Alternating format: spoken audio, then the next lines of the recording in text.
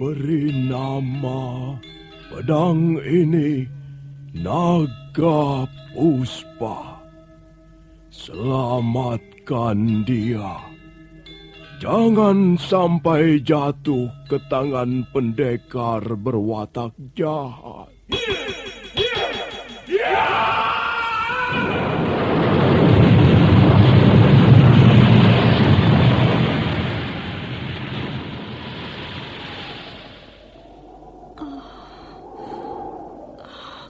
Kakang Kamandanu, kau masih juga tidak percaya bahwa aku mencintaimu. Mesin, maafkan aku, Mesin. Mesin. Mesin!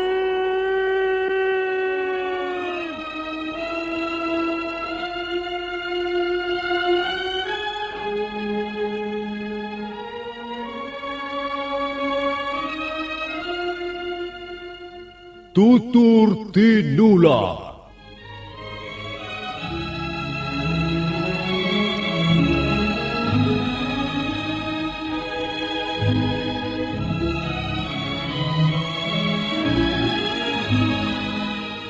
Sebuah sandiwara radio serial, produksi Sanggar Cerita dan Teater Sanggar Prativi. Sebuah kisah dengan latar belakang sejarah runtuhnya Singasari dan berdirinya Kerajaan Majapahit.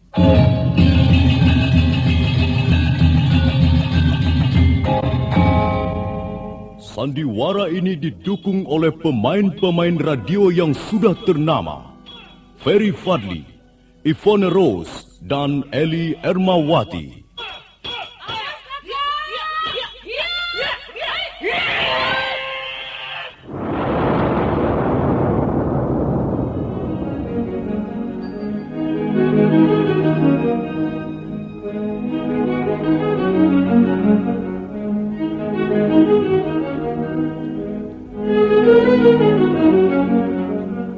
Cerita ini ditulis dan disusun oleh S. Tijab. Teknik dan montase dikerjakan oleh Rudi Tinangon dan Joko SP. Sutradara EWS Yuwono. Kali ini mengetengahkan episode pertama dengan judul Pelangi di Atas Kurawa.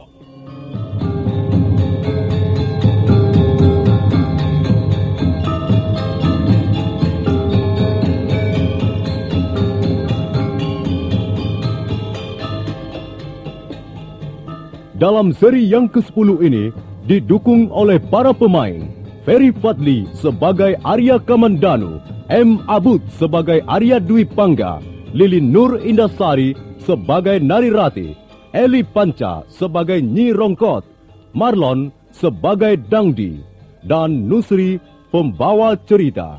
Selamat menikmati.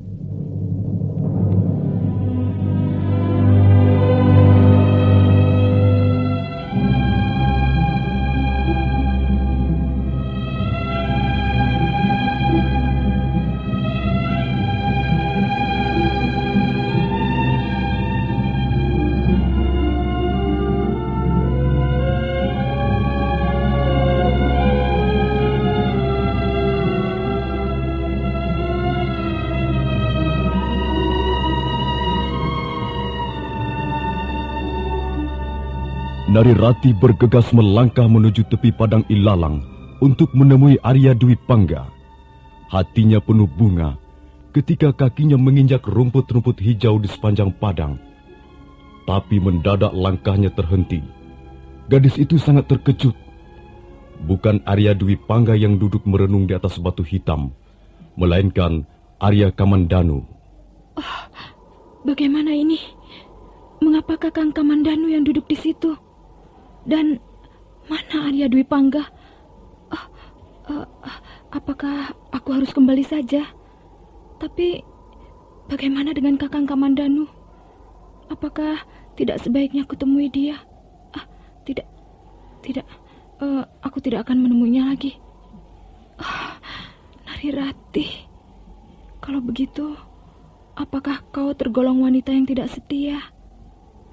Mengapa kau begitu cepat berpaling pada pria lain?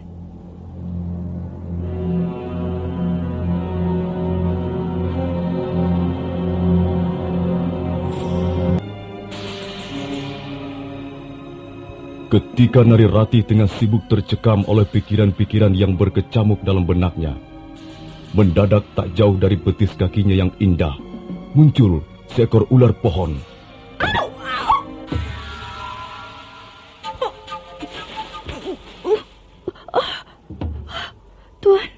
Tuan Dwi Pangga.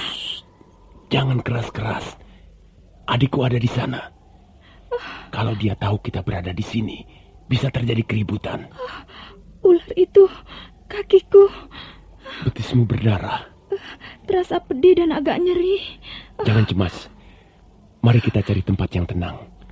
Aku akan berusaha mengeluarkan bisa ular pohon itu dari kakimu. Kemana? Tenanglah. Aku tahu tempat yang aman. Mari, pegang pundakku. Dan aku akan memapahmu. Maaf, Tuan. Pegang saja, supaya kau jangan terjatuh. Hati-hati. Pelan-pelan saja jalannya. Agar dua diam-diam meninggalkan tepi padang ilalang. Mereka melangkah ke arah selatan, ke arah Candi Walandit yang nampak berdiri kokoh di balik.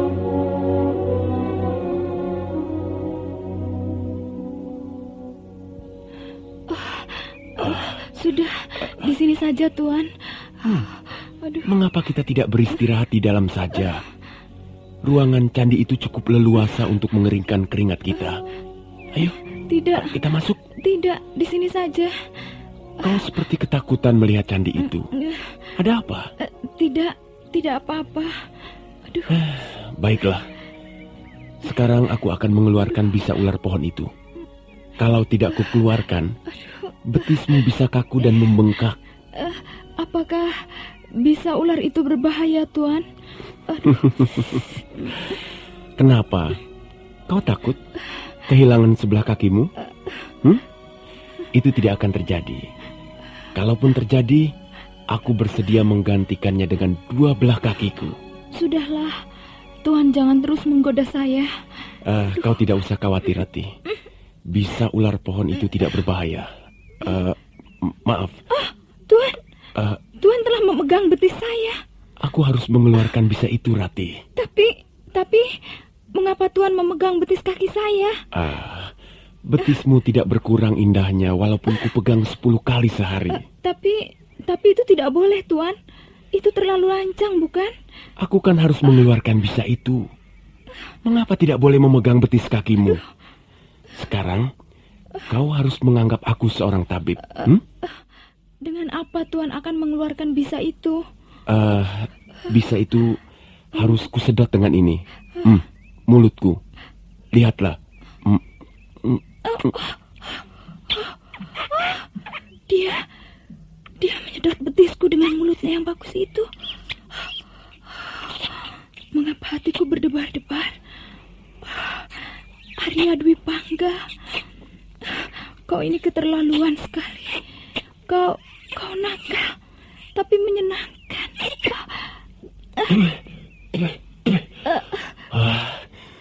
Lihat, darah bekas gigitan ular pohon itu merah kehitam-hitaman. Untung aku segera menyedotnya. Dia menyedot betisku lagi. Mengapa sekujur tubuhku menggigil begini? Rasanya seperti diserang demam.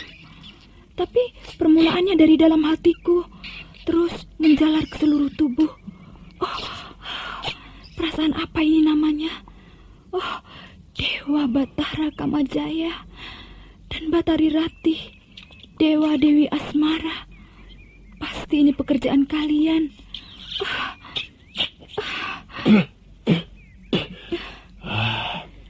Nah, sudah agak bersih. Sudah tidak begitu hitam lagi. Aku yakin luka bekas gigitan ular ini tidak akan membengkak. Mengapa, Rati? Mengapa napasmu tersengal-sengal? Tidak apa-apa. Sakit ya? Iya, agak sakit sedikit. Kalau begitu, coba sekarang kau baringkan tubuhmu sebentar di atas batu pipih ini.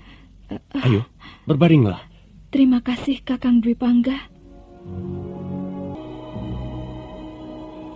Ger, Angger Kamandanu. Ger, Angger Kamandanu. Oh, apa yang Angger lakukan di tempat ini? Bibi mencari ke sana kemari dari tadi. Mengapa Bibi mencari aku? Angger kan belum sembuh benar. Angger masih harus banyak istirahat. Aku sudah sembuh, Bi. Biar aku di sini. Bibi pulang saja. Jangan begitu, Nger. Bibi tahu Angger belum sembuh benar. Kemarin saja Angger masih mengeluh pusing. Mengapa Angger membohongi Bibi Rongkot yang sudah tua ini? Bibi tidak usah terlalu memikirkan aku, Bi.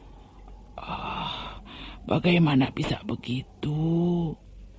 Angger Kamandanu dan Angger Dwi Pangga adalah momongan Bibi sejak masih anak-anak. Sudah 15 tahun Bibi momong Angger berdua. Tapi mengapa sekarang Angger berkata begitu? Apakah Angger Kamandanu sudah tidak menginginkan Bibi tinggal bersama Angger lagi? Bukan begitu maksudku, Bi. Maafkan kalau kata-kataku tadi menyinggung perasaan Bibi. Ya, mungkin karena Nyi Rongkot ini sudah tua bangka. Orang kalau sudah tua tidak banyak berguna lagi. Dia hanya akan bertambah cerewet, banyak tingkah, sedangkan hasil pekerjaannya tidak sempurna lagi. Mungkin Angger sudah bosan melihat Bibi. Mengapa Bibi berkata begitu? Bagaimana aku bisa bosan pada Bibi Rongkot? Bibi sudah kuanggap seperti orang tuaku sendiri, Bi. Kalau begitu Bibi menjadi lega dan gembira sekali. Rupanya tenaga yang sudah semakin rapuh ini masih dibutuhkan juga. Sudahlah, Bi. Jangan membuat hatiku bertambah sedih. Ger, apa sebenarnya yang menggelisahkan hati Angger? Soal gadis desa Manguntur itu kan? Entahlah, Bi. Jangan terlalu dipikirkan, Ger. Nanti Angger bisa bertambah sakit. Anggap saja semua itu merupakan suatu pengalaman yang berharga untuk membina masa depan Angger Kamandanu. Menurut Bibi, soal jodoh bukan di tangan kita, Nger.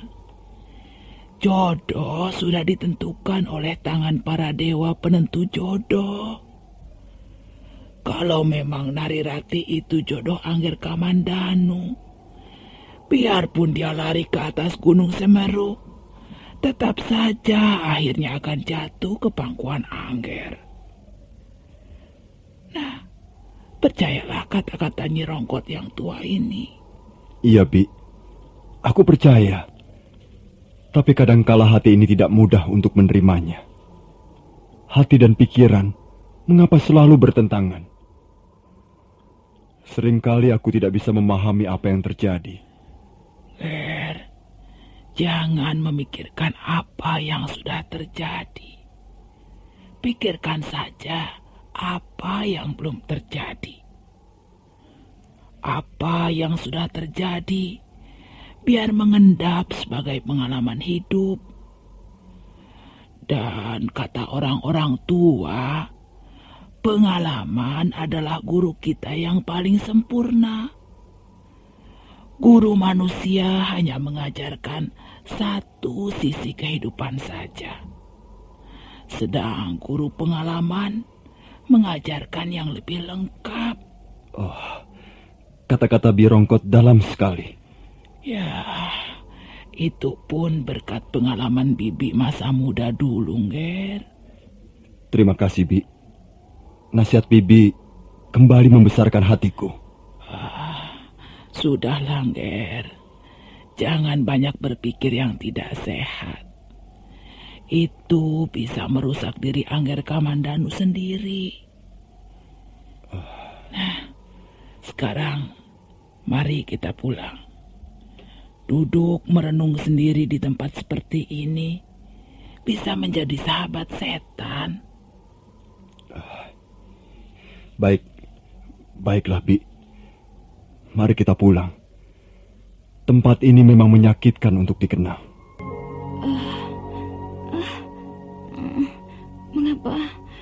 Mengapa aku bisa tidur di bangunan candi ini? Aku yang membaringkanmu di sini, Rati. Kakang Dwi Pangga, Kakang terlalu lancang. Rati, bukan karena aku tidak tahu kesopanan, bukan karena aku tidak kenal tata krama. Aku hanya kasihan melihat tubuhmu terbaring di halaman candi yang kotor berdebu, sementara panas matahari mulai menyengat dari sela-sela pohon. Tapi, ya, kalau kau keberatan, aku pun bersedia memindahkanmu kembali ke sana. Itu tidak lucu, Kakang. Aku bukan barang perhiasan yang bisa dipindah ke sana kemari. Siapa yang mengatakan kau barang perhiasan? Kau adalah seorang dewi. Kau adalah bidadari yang turun dari kahyangan, melewati tangga pelangi untuk membuat isi dunia ini menjadi cerah dan bahagia. Kakang? Sekarang kau memanggil Kakang? Mengapa tidak Tuan? Rasanya tidak enak memanggil Tuan. Terlalu resmi. Kakang lebih akrab dan lebih sopan. Apa Kakang keberatan? Bukankah aku sudah lebih dulu memintamu memanggil Kakang? Kakang Dwi Pangga, bolehkah aku bertanya? Silakan. Aku akan berusaha menjawabnya dengan baik. Kakang Dwi Pangga pandai sekali menulis syair. Semula aku kira Kakang Kamandanu yang menulis syair-syair itu. Dari mana Kakang belajar menulis syair? Menulis syair tidak bisa dipelajari. Masa begitu? Iya, memang begitu. Menulis kata-kata indah ada kamusnya. Tapi menulis syair membutuhkan bakat yang khas. Nampaknya kau tidak bisa hidup tanpa syair. Bagiku hidup ini adalah syair, Rati. Apa yang kulihat, kualami, kudengar, kusaksikan adalah lantunan-lantunan bait syair. Kau tidak percaya? Nah, dengarkan. Seekor kijang kencana terbaring di atas lempengan batu, dan Candi Walandi tak bisa mendongeng lagi tentang cerita lama yang sudah usang, yang selama ini dibangga-banggakan. Mega pun tersingkap, angin berhenti, pohon-pohon tersentak lalu terdiam. Burung-burung tak berkicau lagi. Desah nafas pun tak terdengar lagi. Terkena pesona gaib kijang kencana yang masih tidur di atas lempengan batu. Indah sekali bunyi syairmu itu, Kakang. Tapi, bolehkah aku tahu siapa yang kau maksudkan dengan kijang kencana itu? Kijang kencana itu bernama Nari Ratih. Seorang gadis dari desa Manguntur. Kakang Dwi Pangga. Nari Ratih. Kakang. Mengapa? Aku mendengar derap kuda menuju kemari.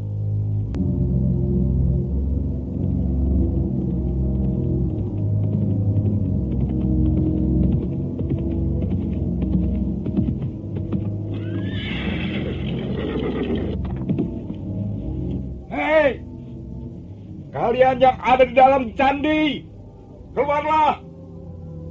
Aku tahu kau adalah Kamandanu dan anak Rekian Wuru.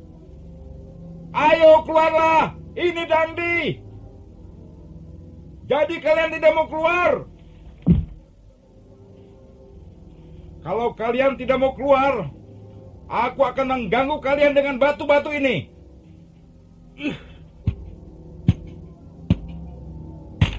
Ya? Kamandanu atau bukan, itu adalah urusanku. Kau tidak usah ikut campur, Dangdi. Baru aku tahu. Nah, Rayu. Ya. Dangdi, dia telah menghina aku, Kakang. Mengapa kau diam saja, Kakang Dwi Pangga? Mengapa kau biarkan Dangdi merendahkan dan menghina Kijang Kencana? Sudahlah, Narirati. Dia sudah pergi. Apa perlunya melayani manusia seperti itu? Manusia mempunyai pikiran dan rasa. Sedang babi hutan hanya memiliki taring yang panjang, tapi tidak mampu melihat daki di tubuhnya. Dan orang seperti Dangdi itu mirip babi hutan. Biarkan saja babi hutan berkeliaran di hutan mencari makanan. Benar, Kakang. Tak ada manfaatnya kita melayani omongan orang seperti Dangdi. Candi Walandit itu, mereka, Arya Dwi Pangga dan Narirati, seringkali mengadakan pertemuan di tempat yang sama. Hubungan dua insan berlainan jenis itu semakin akrab. Narirati mulai melupakan Arya Kamandanu. Sementara itu, Arya Kamandanu sendiri sudah sembuh dari lukanya. Suatu ketika, dia sedang sibuk mengendarai kudanya. Tak terasa kudanya membelok ke arah tepi padang ilalang. Dan Arya Kamandanu membiarkannya. Kuda itu terus berjalan dengan tegap di atas rumput. Pada saat Arya Kamandanu tengah sibuk memandang luasnya padang ilalang. Ada sahabat lama rupanya. Apa kabar, Kamandanu? Kau jangan mencari gara-gara lagi denganku, Dangdi. Kalau kau bersama dua orang temanmu itu telah membuatku babak belur, bukan berarti aku lalu gentar menghadapi kalian. Carilah hari yang baik untuk membuka pertandingan babak baru, Dangdi. Aku akan siap melayanimu kapan saja. Sayang sekali, Kamandanu. Tantanganmu kali ini tidak menarik seleraku. Lalu apa maksudmu menemui aku? Aku hanya kebetulan saja lewat tempat ini. Kalau begitu teruslah lewat. Baik. Memaafkanmu. Sabar, Kamandanu. Jangan menuduh tanpa bukti. Siapa yang mengganggu Narirati? Kalaupun ada, bukan aku orangnya. Apa maksudmu, Dangdi? Kau akan tahu apa yang ku maksud. Kalau sekarang ini berkuda ke Candi Walandit. Arya Kamandanu tertegun sesaat. Candi Walandit? Apakah ini merupakan siasat Dangdi untuk menjebaknya datang ke tempat itu? Nah, para pendengar sekalian, silakan mengikuti kisah ini dalam seri berikutnya.